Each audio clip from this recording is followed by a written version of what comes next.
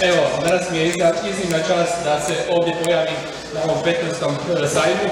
Ja ću reći i osobno, bio sam i na prvom, pa sam i radio i na svim onim kad sam imao priliku doći. Evo, sada i na ovom 15.